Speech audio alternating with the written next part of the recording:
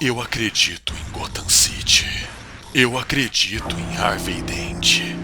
A ideia de se ter uma figura do Cavaleiro Branco em meio à corrupção inerente a um mar de trevas da criminalidade urbana acaba sendo tão relevante quanto o entorno de esperança. Essa esperança que se materializa na alçada de um promotor público, um comissário de polícia e um vigilante mascarado. Os três unindo forças para tentar derrubar o crime organizado de Gotham. Mas um deles foi corrompido no processo. Porque a corrupção nessa cidade pode transformar o mais honesto dos homens em uma face corroída diante de tudo aquilo que acredita. E muito disso se deve a essa história aqui, Batman, O Longo Dia das Bruxas. Essa minha edição é a edição de luxo do quadrinho e é uma história que eu recomendo para todo mundo que é fã do Batman e até para quem não é. Porque ela se passa no começo de carreira do Batman, justamente depois de ano 1, que eu já fiz review aqui no canal para quem não viu ainda, e você pode pensar que é até uma cronologia interessante, pensando de cabeça agora aqui no vídeo, seria Batman ano 1, Batman Acossado, depois Batman Veneno, que eu também já fiz review aqui no canal, e então Batman, O Longo Dia das Bruxas, que faz parte do segundo ano de combate do morcegão dentro de Gotham. E em muito você percebe que a cidade de Gotham sempre foi tomada pelos mafiosos, pela criminalidade urbana, através da corrupção das elites, políticos, etc. Acontece que, em determinado momento, no começo das histórias do Batman, se evidenciou o fato de que as aberrações de Arkham, sim, eu estou me referindo ao Coringa, ao Duas Caras, ao Pinguim, ao Espantalho, à Era Venenosa, ao Charada, todas essas aberrações criminosas, insanas, psicopatas da mais baixa estirpe, monstruosos inclusive, chegou um momento em que eles tomaram Gotham. E esse momento foi definido através de Batman, O Longo Dia das Bruxas. E acontece que a história toda é baseada num assassino chamado Feriado, que é um assassino que só mata em feriados e não mata qualquer pessoa, especificamente os mafiosos de Gotham. Mas quem que é a principal família mafiosa de Gotham? Os Falcone. Particularmente Carmine Falcone. Ele é o principal bandidão de Gotham City até aquele momento. Também tem os Maroni, mas isso também é outra história. Então a história toda gira em torno para a gente entender quem é o Feriado. Para a gente entender quem é esse assassino e, como se isso já não bastasse, quem está atrás dele, pela lei, é o promotor Harvey Dent, que vai ser o futuro do As Caras. Então a história conta toda a história do Harvey Dent se corrompendo com a corrupção dentro da polícia e da política de Gotham, juntamente com o comissário Gordon e o Batman, que seriam seus dois únicos aliados nessa guerra contra a criminalidade do Falcone nessa história. E é interessante porque você vai vendo ao longo da história, toda a caminhada do Harvey junto com a sua esposa para que ele vá se corrompendo e se tornando Duas Caras aos poucos, à medida que ele vai se desvencilhando da lei por si só. Ele vai se desacreditando na política de Gotham, que é corrupta, na polícia de Gotham, que também é corrupta, com exceção da equipe ali do comissário Gordon, e que são, como eu já disse, né, são os dois únicos amigos dele. E é interessante porque ao longo dessa história você vai vendo o comissário e o Batman fazendo de fato amizade com o promotor Harvey Dent, que é o acidente que deixou ele com as queimaduras cobrindo metade da face, tornando ele assim o Duas Caras. Ele não só se corrompeu e se corroeu pela pele, mas também pelo seu âmago do que era certo, pelo seu combate à corrupção que ele tanto queria fazer dentro de Gotham, mas Gotham o transformou. E o ponto alto da história é justamente ver o levante das aberrações do asilo Arkham se entranhando diante as amarras do crime organizado. Se a máfia se movia para pegar o Feriado, o Coringa se movia para matar a máfia.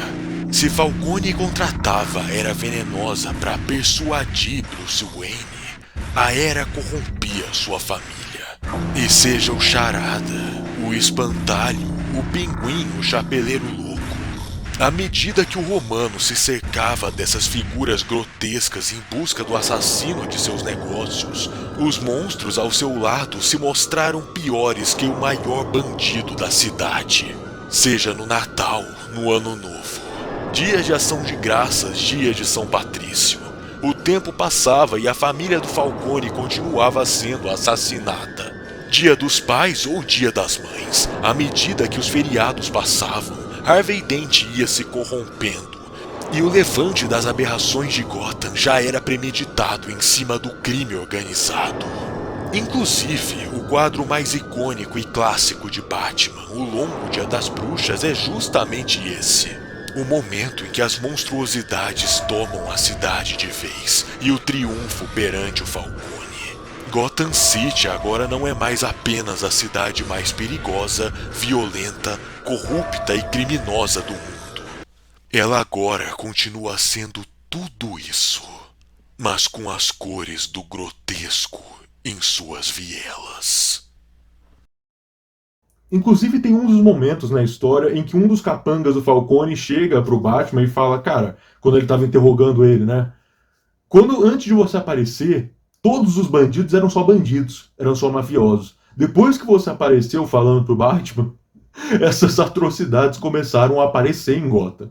Porque faz parte daquilo que eu falei no Batman ano 1, na review que eu fiz. A partir do momento que um maluco aparece na cidade, outros malucos surgem por espontaneidade.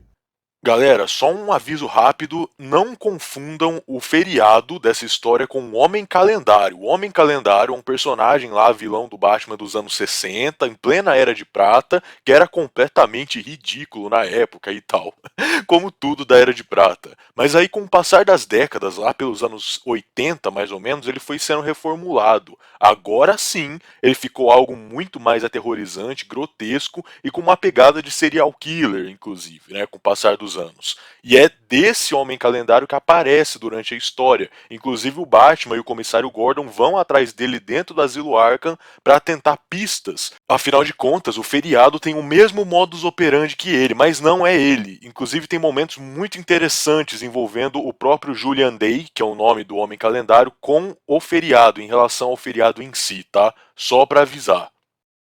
E porventura revelando quem era o feriado, quem era a pessoa que era o assassino. E olha, eu vou te falar uma coisa.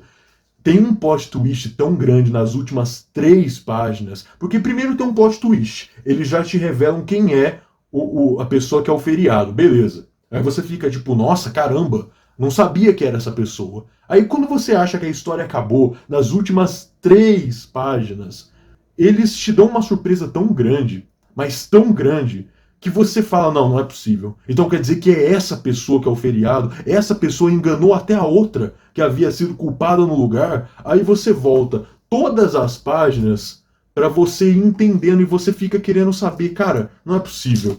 Então quer dizer que essa pessoa estava aqui no momento que aconteceu o assassinato? Então faz sentido que isso aconteça com isso? E aí o Carmine chamou aquele outro vilão e não sei o que apareceu. Sabe? Você vai ligando os seus pontos e você vai entendendo o quão interessante e genial é essa narrativa escrita pelo Tim Sale. Que, por si só, vocês lembram daquele vídeo que eu fiz do Superman As Quatro Estações? Então, é a mesma dupla criativa, Jeff Loeb e Tim Sale.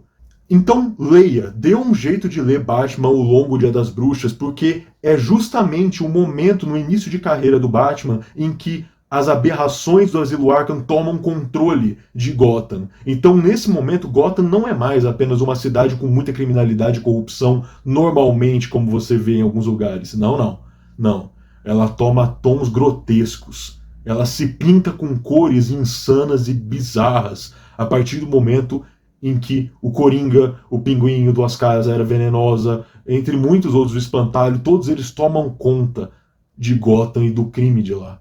E se vocês estiverem interessados também no audiovisual e animação, sim, tem uma animação no HBO Max, agora vocês podem ir lá conferir, que é o Batman O Longo Dia das Bruxas, parte 1 e parte 2. Eles adaptaram direitinho, eles só mudaram no final uma coisinha que eu achei que ficou legal. Eu achei que a mudança que eles fizeram na motivação da pessoa, que é a verdadeira pessoa por trás dos assassinatos, eu achei que ficou melhor até do que no quadrinho, tá? Então eu acho que até melhorou nesse sentido, embora eles tenham cortado algumas partes do quadrinho. Então a experiência completa seria ler O Longo Dia das Bruxas e depois assistir a adaptação em 3 horas de animação no HBO Max. Sim, 1h30 de parte 1 e 1h30 de parte 2. Vale a pena. Inclusive, essa história com certeza é uma das minhas histórias favoritas do Batman até hoje. E num meio onde a DC tem tantas histórias incríveis, principalmente o Batman, eu acho que isso significa muita coisa. Batman, O Longo Dia das Bruxas, vale a pena. Pode procurar para ler e também assista a animação na HBO. Valeu, falou e até mais!